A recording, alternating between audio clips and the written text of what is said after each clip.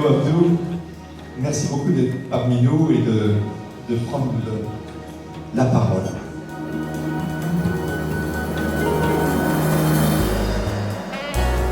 Je crois qu'il est déterminant pour nous, qui sommes finalement des battleurs d'estrade, qui montons sur scène, qui regardons les gens droit dans les yeux en leur disant là vraiment c'est du bleu qu'il vous faut.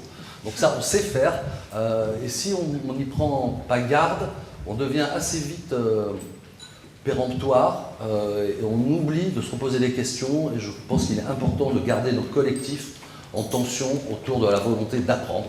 Alors, l'humain, pour un anthropologue, c'est jamais un, c'est au minimum deux. L'homme a regardé la Lune depuis toujours. Un jour, il s'est inventé une histoire, se disant qu'il fallait y aller. On sait depuis qu'on est allé que ça sert absolument à rien d'y aller, mais qu'il fallait symboliquement mettre le pied. Neil Armstrong est parti.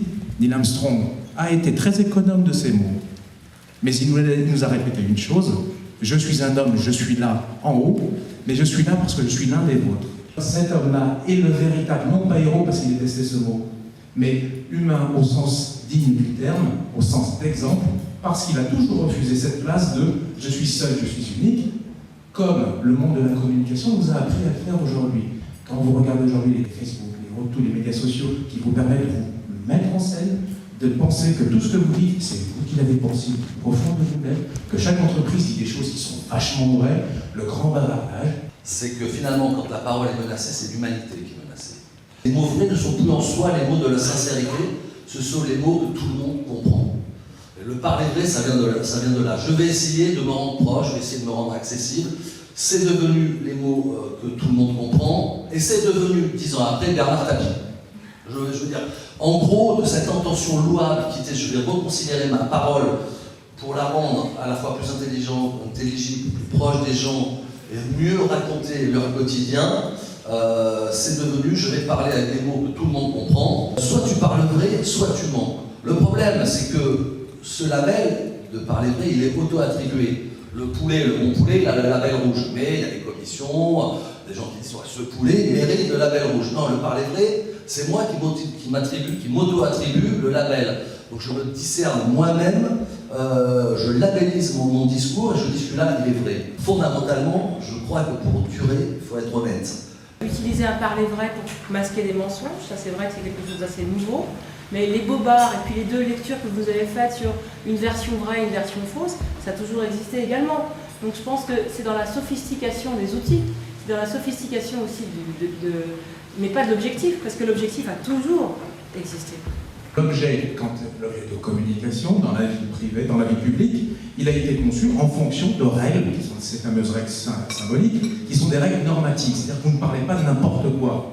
Vous n'avez pas le droit de prendre un sujet comme ça, sans y faire référence, sans déjà expliquer de quoi vous parlez. Excusez-moi, pardon, mais aujourd'hui, personne ne parle sans se référer, alors je ne parle même pas d'étymologie, mais au moins une définition qui est une définition commune. C'est-à-dire que pour le storytelling, il faut déjà qu'on se mette d'accord sur de quoi on parle. J'aimerais bien là faire une petite étude et je peux vous dire qu'il y aura au moins 10 définitions au moins différentes. Donc ça, c'est assez récent, le fait d'utiliser des mots sans savoir d'où ils viennent et à quelle norme ils se réfèrent. Pourquoi l'usage de la parole, la manière dont Nicolas Sarkozy a utilisé sa parole, a largement, de mon point de vue, contribué à sa défaite.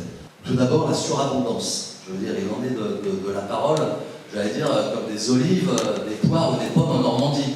Tu comprends, quand il y a beaucoup de pommes, la valeur de la pomme baisse. Et bien, quand il y a beaucoup de paroles, la valeur de la parole baisse. Et donc, c'est cette volonté de remettre sur le marché un stock sans cesse plus lourd de paroles, quitte à repuiser dans des paroles plus anciennes, à nous ressortir quasiment des paroles de l'année des etc., a vraisemblablement pesé sur la valeur que l'on accordait à sa parole, à son dire. Mais aujourd'hui, je continue à penser que plus on est sur des logiques de l'éphémère, de la rapidité, plus la trace, la notion de trace, pour ceux qui peuvent consulter Dantolila, etc., et des linguistes, devient importante. Et plus l'idée que des choses peuvent se poser, rester là et être consultées, pareil, je pense que la parole aujourd'hui, elle est battue en brèche, elle est galvaudée, etc., mais qu'elle finira comme le papier à retrouver sa légitimité. Mais étudier la perception, c'est pas savoir ce que les gens ont compris. c'est savoir certes ce que les gens vous renvoient et donc continuer, une fois qu'ils vous ont renvoyé votre propre discours, à le faire évoluer, ainsi de suite, ainsi de suite.